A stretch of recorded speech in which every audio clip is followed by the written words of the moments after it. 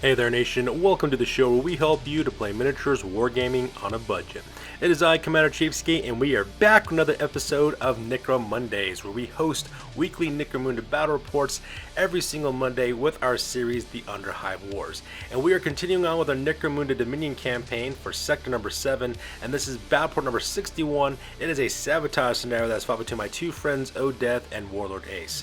O'Death is bringing the People Eaters, a Helot Chaos Cults gang, and Warlord Ace is bringing 911 of House of Saar. So we're about roughly halfway through our very last round of our Dominion campaign. Like I said before, we have 6 battles taking place in this phase of the campaign, and once it's over we'll have one final championship battle that'll be between our two top ranking gangs to figure out which gang holds sway over Sector 7. So with that being said, ladies and gentlemen, we're going to play some background music real quick. As the background music is playing, we'll show you pictures of both gangs as well as the rosters. So if you want to see exactly what each of these gangs is bringing, you can pause and take a look at your leisure. So with that being said, let's get this battle report on a roll.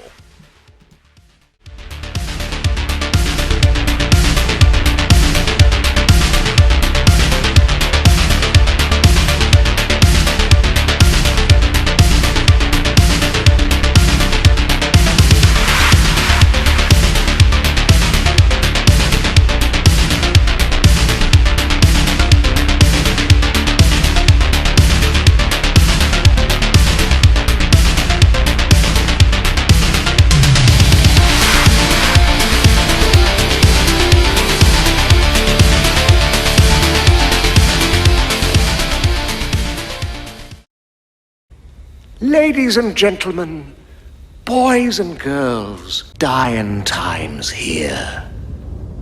Alright, so the scenario rules for this one is Sabotage. First of all, sneak attack rules will be in play in this one, which means that there will be sentries located everywhere, and the target is a piece of special territory that is placed in the center of the battlefield. In this case, the attackers are the People Eaters of the Helot Cultists, while the defenders are 911, and 911 is defending one of their territories, which is a sludge sea, which is represented by that slime river that's cutting right through the middle of the table. For the crews, attacker gets their entire gang, while the defender starts off with 5 randomly selected fighters to be sentries. The rest of his gang is placed into reinforcements. The defender sits up anywhere he wants on the battlefield, and the attacker can set up within 2 inches of any battlefield edge that he wants. For the objective, the attacker must destroy the defender's special territory, and that sludge sea has a toughness of 6, a 5 of armor save, and also has 4 wounds. If you decide to shoot at it, you get a +2 hit modifier for all ranged attacks against it, and all close combat attacks against it automatically hit. If the target suffers 4 wounds, it is destroyed, and any attackers who wounds the target earns a point of experience as well. Once the target is destroyed, the attacker must escape, and they do this by moving within 1 inch of any table edge. For the reinforcements phase, once the alarm is raised, D6 reinforcements will arrive at the beginning of each end phase. And just like always, you have to roll D6 to see who controls the reinforcements and where they get placed. For rewards, for the attacker, if they destroy the target, they earn D6 times 10 credits, and if not, it goes directly to the defender. For the experience, all participants in the battle report earns +1 to their experience points, and if the attacker's leader destroys the target, they get +1 experience for that.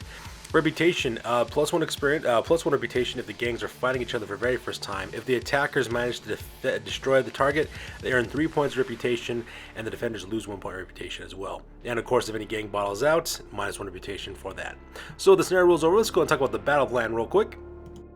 Alright, so let's go and talk about the plan real quick for 911. As you can see in the middle of the table there, that is the little linkage of their slime river. That little pink index card represents the stats for it. It's got a toughness of 6, 4 wounds, 5 out save, +2 hit against with ranged attacks, as well as automatically hit in close combat. As you can see, we got 4 members of 911 posted right there on top of the sludge sea. In the back there, we have Tugs. Tugs is a ganger. He's got a body glove as well as mesh armor. He's got a last carbine, last pistol, respirator, as well as choke gas grenades. In the middle there, that is Maddox. Maddox is a ganger's armed with body glove, mesh armor. He's got a rad gun, respirator, and last pistol. And finally, we have Soldier. Soldier is another ganger armed with body glove, his mesh armor. He's got a last carbine, last pistol, respirator, as well as choke gas grenades.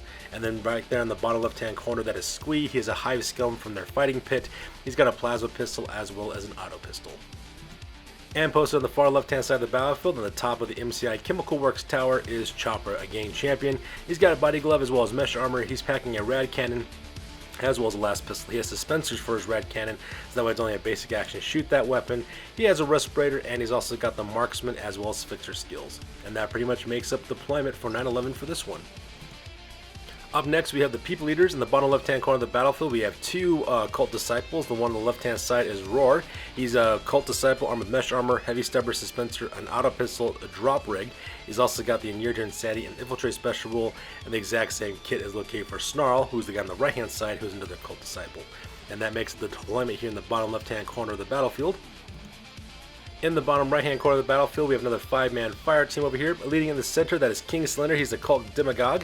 He's also the leader for this gang. He's got mesh armor, a cult icon, a shotgun with solid scatter shot. He's got a sword as well as an auto pistol. He has the devotion, Inure to Insanity special rules, and he's also got the commanding presence and iron will skill. Up in the front left, that is the Mangler, which is an ambot. It's got tunneling claws, grab fist, light carapace armor. It has Infiltrate, Cranial Governors, Evacuation, Automata, Valuable, as well as Twisted Flesh special rules attached to him. On the back left-hand corner, that is Nerf number 2. He's a Helot Cultist. He's armed with flak armor, a grenade launcher with frag and crack grenades, as well as a maul. On the bottom right-hand corner, that is Bloodwing. Bloodwing is another Helot Cultist with flak armor, a long rifle, and a sword. And up in the front, we have the Thing, which is a Chaos Spawn. And that makes up the plan for this side. On the right-hand side of the battlefield, we have another 5-man fire team. Starting off on the left, that is Hoodie. He's a Helot Cultist armed with flak armor. He's got an autogun, auto pistol, as well as incendiary charges. Right next to him is Binbag, another Helot Cultist who's equipped with exactly the same thing. Next on the right-hand side in the center, that is the Nameless. It is a Chaos Spawn. On the right-hand side of him is Bloodraiser. He's a Cult Witch with flak armor, a two-handed axe, auto pistol. He's got the Witch, Inure to Insanity, Dark Shield, the Scouring, and Warp Strength abilities. And right next on the right-hand side is Nerf number 1, his Chaos Familiar, which has the Owned by Bloodraiser special rule, Omen of Fortune, Precognition, Psychic Manifestation, as well as Clamber skills. And finally, the very top of the battlefield, left of the Slime River, we got two more fighters for the gang. On the left-hand side is Nerf number 3. He is a Helot Cultist with flak armor. He's got a stub gun, sword, as well as dum-dum rounds. And right next to him as well is Sockhead 2. He's got a flak armor, auto pistol, frag grenades, as well as a maul. And finally, the deployed on the top of the table on the right-hand side of the Slime River, we have another 3-man team of Helot Cultists. On the left-hand side is Half-Face number 2. He's got flak armor, auto pistol, and frag grenades, as well as a maul. In the center, we have the Nerf Herder, who's another Helot Cultist with flak armor, auto pistol, frag grenades, as well as a maul. And last on the right-hand side is Gazer, who's another Helot Cultist. He's got flak armor, auto pistol, frag grenades, and a maul. And that pretty much makes the deployment for the People Eaters. So with deployment over with, you go directly to the top of turn number 1, and my friends roll off for initiative to see which of them will have priority. Alright, so we go directly to the top of turn number 1, and House Van Saar managed to get the initiative on this one. And for most of the turn, nothing much really happened except for a lot of movement. We didn't really see any action until the last part of the action phase. So because of that, most of these photos will be taken in group shots, just so that way you guys can see exactly what happened. So for the sentries, you can see here, most of them got scattered around the Sludge Sea. It was kind of a mixture between the two of my friends getting to control their fighters. So for the most part, there's kind of like this semi-circle formation around the Slime River in order to defend it.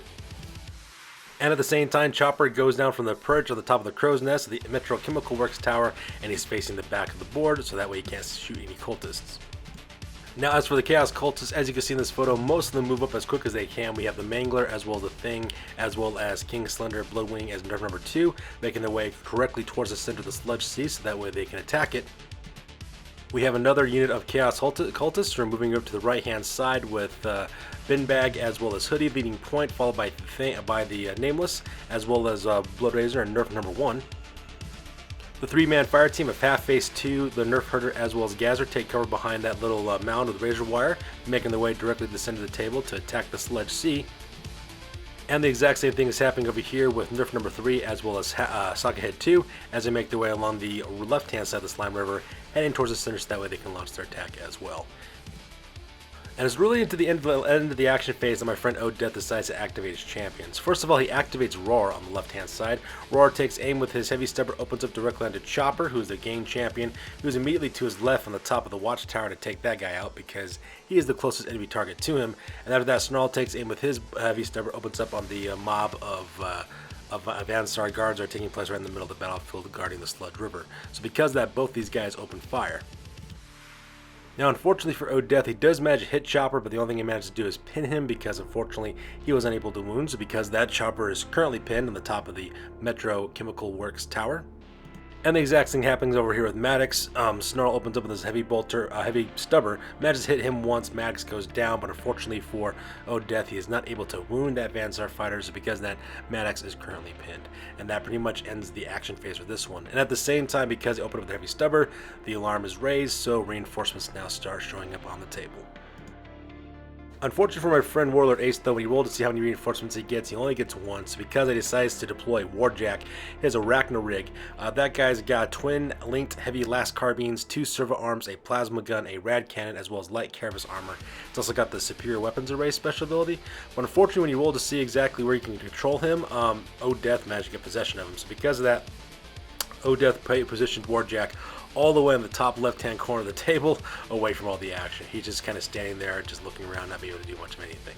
And that pretty much ends turn number 1 for this one. So here's an overhead shot of the entirety of the table at the end of turn number 1. As you can see, the Chaos Cultists are slowly swarming in from the left at bottom as well as the top of the table, heading directly towards the center of the Sludge Sea.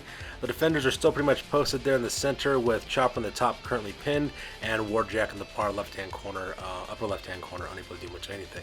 At the same time, Roar and Snarl are laying down overwatching fire directly into the center of the area, so that way the defenders can't fight back.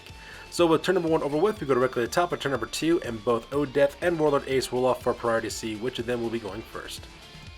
Alright, so that takes us directly to the top of turn number 2, and the Helot Chaos Cults managed to get the initiative on this one. So what ends up happening is that my friend Odeth decides to do a group activation, activating Group Slender, who then does a group activation using his commanding presence ability on Bloodwing as well as Nerf number 2. So Nerf number 2 and Bloodwing climb to the top of the bridge across the Slime River, so that way they can open fire with their grenade launcher and long rifle appropriately. At the same time, King Slender moves up and then opens fire with his shotgun, firing a slug shot directly into the defenders.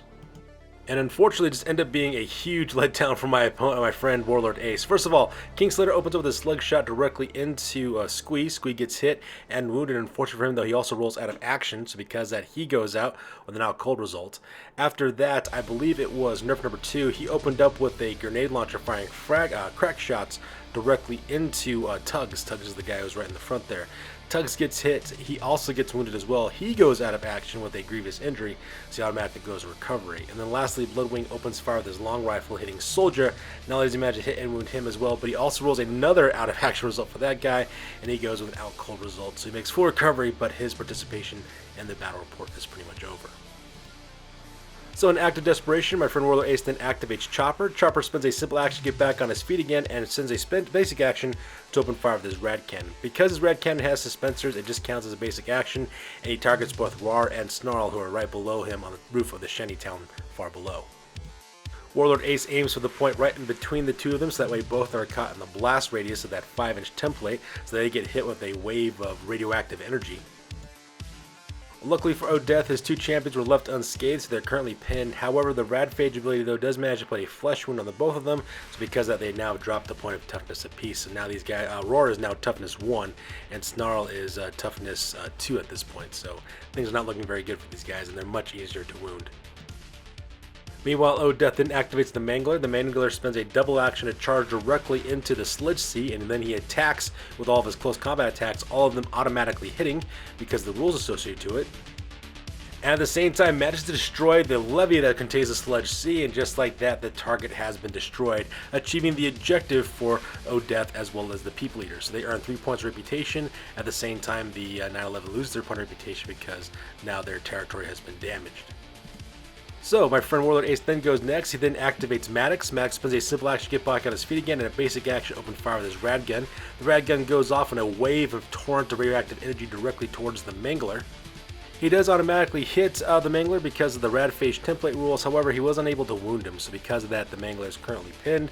And of course, the Radphage skill does kick in again, and once again putting a flesh wound on the Mangler. So now the Mangler is even easier to wound now, which is actually kind of crazy, which is all things considered. So that makes up that activation phase. Odeth goes next. He does a group activation with Roar and Snarl, so both those guys get back on the feet again for a simple action, and they take another simple action to jump off of the roof that they're currently on. They land within 1 inch of the table edge, and those 2 fighters have escaped from this battle. Warlord Ace then activates Warjack, who does a double move forward, moving as quickly as he possibly can from his corner in order to get into the fight. Meanwhile, the rest of the turn is dedicated to the Helot Cultists because they have the ones who have fighters left in the battlefield who have not been activated.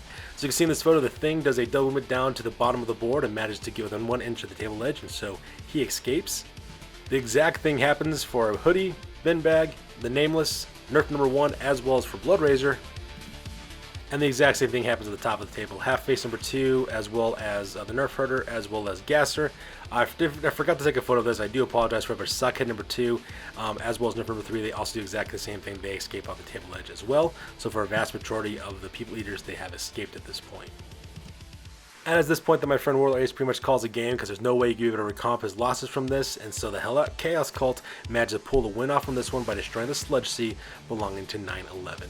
So that being said, ladies and gentlemen, we're going to go directly to the post game and talk about what happens to each of the gangs because this battle report is now officially over. That's it, man. Game over, man. It's game over. Alright, so now let's talk about the post game for 9/11. First of all, for the injuries, they suffered 3 injuries in this battle report. Tugs, Soldier, as well as Squee. Tugs suffered a grievous injury, so he goes to recovery, while Soldier and Squee both get out cold results.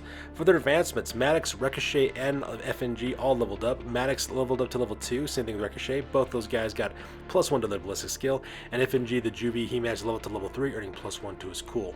From their territories, from their settlement, they got 1 point reputation, as well as 30 credits, and from the corpse farm, they lost that to the people eaters, while the Sludge Sea still provided the 3 choke gas grenades, and the fighting pit still gave them the services of Summer-Dromos as well as Squee.